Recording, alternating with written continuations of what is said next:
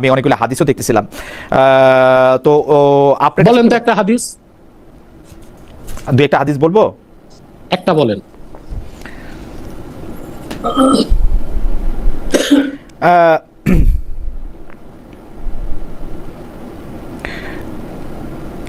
এইটা নবীজির ওহী লেখক যিনি ছিলেন, যিনি সাদ, সেই ইবনে মানে তিনজনকে আমরা পাইতেছি যারা আসলে ধর্ম নেওয়ার পরে ধর্ম ত্যাগ করছিল। একজনের নাম হচ্ছে হারিথ, একজনের নাম হচ্ছে নবীজির ওহী লেখক ইবনে সাদ, এবং একজন হচ্ছে ওবায়দুল্লাহ। এই তিনজনের কাউরেই মৃত্যুদণ্ড কেন কোনো শাস্তি তিনি দেন নাই। তিনি মনে কষ্ট পেয়েছেন কে, এবং সর্বদা কিন্তু মেনে চলেছেন, সর্বদা মেনে চলেছেন লা ইকরাহা ফিদ্দিন, ধর্মে জবরদস্তি নাই। বাকারা 256 নম্বর আয়াত।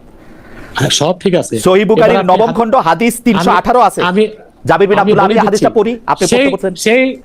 আমি তো বললাম, এবার আপনি মনে পড়ে গেল, আপনি বলেন। জি, বুখারী শরীফের শেষ খণ্ডে স্পষ্ট হাদিস, রাসূলুল্লাহ সাল্লাল্লাহু আলাইহি ওয়াসাল্লামের নির্দেশ, মান বাদদালা দীনাহু ফাকতুলু, যে ব্যক্তি মুরতাদ হয়, ইসলাম গ্রহণের পর ইসলাম ছেড়ে দেয়, তার মৃত্যুদণ্ড কার্যকর করে। সহিহ বুখারীতে হাদিস একেবারে শেষ খণ্ডের শেষ দিকে স্পষ্ট উল্লেখ আছে। এখন যাদেরকে রাসূলুল্লাহ সাল্লাল্লাহু আলাইহি ওয়াসাল্লাম মৃত্যুদণ্ড দেন নাই, তখন পর্যন্ত মুরতাদের শাস্তি মৃত্যুদণ্ড এই হুকুম বলবৎ হয় নাই। এই হুকুম বলবতের আগে যেমন শরীয়তের মধ্যে তো অনেকে ইসলামের প্রাথমিক অবস্থায় নেশা করতেন, মদ পান করতেন, কিন্তু আল্লাহর পক্ষ থেকে নির্দেশ ছিল লা তাকরাবুস সালাতা ওয়া আনতুম সুকারা, তোমরা মদ্যপ অবস্থায় নামাজের কাছে যেও না। কিন্তু যখন আল্লাহ তাআলা মদকে হারাম করে দিলেন, তখন তো আর নামাজের বাইরেও মদ ধরার সুযোগ নাই, পরও মদ ধরার সুযোগ নাই। আপনি যে হাদিসের রেফারেন্স দিয়েছেন, তখন পর্যন্ত মুরতাদের শাস্তি মৃত্যুদণ্ড এটা বলবৎ হয় নাই। কিন্তু মুরতাদের শাস্তি যখন মৃত্যুদণ্ড এটাকে যখন বলবৎ করা হলো, কিন্তু হাদিস তো পরে, হাদিস তো পরে, এই হাদিস তো সংকলন হচ্ছে পরে। শুনেন না আগে বুখারীর এই হাদিস শুনেন না। জি, বুখারীর আমি তো বলতেছি, আমি একেবারে বুখারীর শেষ দিকের হাদিস বললাম। মান বাদদালা দীনাহু ফাকতুলু, যে ব্যক্তি দ্বীনকে পরিবর্তন করে মুরতাদ হয়, তাকে মৃত্যুদণ্ড দাও। এটা বুখারী শরীফের হাদিস।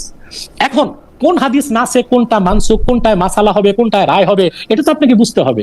আপনি হাদিস শরীফ থেকে একটা হাদিস বের করে দিলেই তো আর হবে না, সেটার ব্যাখ্যাও তো আপনাকে দেখতে হবে। কি করলে হবে? এখন কি করলে হবে? মাদ্রাসায় ভর্তি হতে হবে, নাহও সরফ পড়তে হবে, 12-14 বছর ফিকহ, তাফসীর, উসুল পড়ার পর যখন বুখারী শরীফ ধরবেন তখন বুঝবেন। আর এমনি বাংলা তরজমা পড়ে কিছুই বুঝবেন না। ওকে, এটার জন্য একটা উদাহরণ দিব। যদি আপনি রাগ না করেন, আমি একটা উদাহরণ দিই। আমাদের দেশে যারা এমবিবিএস ডাক্তার হয়, এইচএসসির পর তারা 6 বছর পড়াশোনা করে, এটা তো নিশ্চয়ই আপনি জানেন। এখন এমবিবিএস এর বইগুলো সবই বাংলাতে আছে। এখন মনে করেন কেউ 5 পাস, 6 পাস, 10 পাস করে ঘরে বসে 6 বছর এমবিবিএস এর বইগুলো পড়লো, তারপর ডাক্তারি করলো, রোগী মারা যাবে না? অথবা আপনি যদি দিন শিখার যে কাঠামো তার মধ্যে না এসে আপনি শুধু হাদিস শরীফ থেকে তরজমা বের করেন, তখন আপনি ভুল ফতোয়া দিবেন, আপনারও ক্ষতি হবে, অন্যেরও ক্ষতি হবে। আমি কোনো ফতোয়া দিচ্ছি না হুজুর, আমি প্রশ্ন করতেছি আপনাকে। রায় দিচ্ছেন, আপনি এত দোষ ধরেন কেন? রায় দিচ্ছেন। দেখুন বুখারী শরীফের মধ্যে সহিহ বুখারী হাদিস নাম্বার 3017 সুস্পষ্ট ভাবে এখানে আছে, হাদাসানা আলী ইবনে আব্দুল্লাহ হাদাসানা সুফিয়ান আন আইয়ুব আন ইকরামাহ আন আলিয়ান হাররাকা কওমান ফাবালাগা ইবনে আব্বাস ফাকালা লাউ কুনতু আনা লাম উহাররিকহুম লিআন্না an-নাবিয় সাল্লাল্লাহু আলাইহি ওয়াসাল্লাম ক্বালা লা তুআযযিবু বিআদাবিল্লাহ ওয়া লাকাতালতুহুম কামা ক্বালা an-নাবিয় সাল্লাল্লাহু আলাইহি ওয়াসাল্লাম মান বাদদালা দীনাহু ফাকতুলু। সহিহ বুখারী দ্বিতীয় খণ্ড হাদিস নাম্বার 3017।